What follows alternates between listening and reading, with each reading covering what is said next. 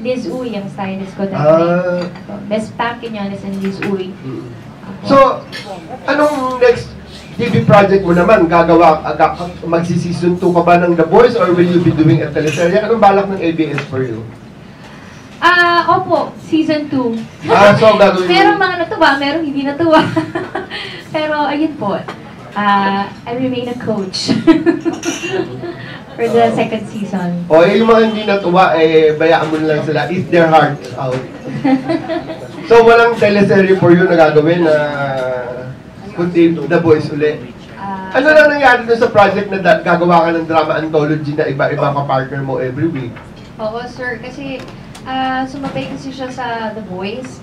So sabi ko, bilang napakalaking task po sa akin, challenge sa akin yung pagiging mentor sa The Voice of the Philippines.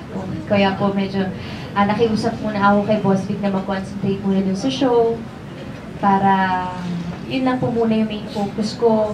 Kasi mahirap po talaga para po sa akin na maging ganun, maging coach, maging mentor. So, pinayagan naman po ako ng ABS-CBN at ni Boss Vic.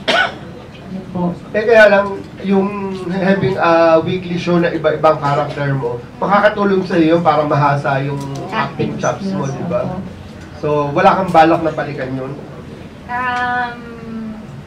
Sa ngayon po, wala po muna. Hindi po muna.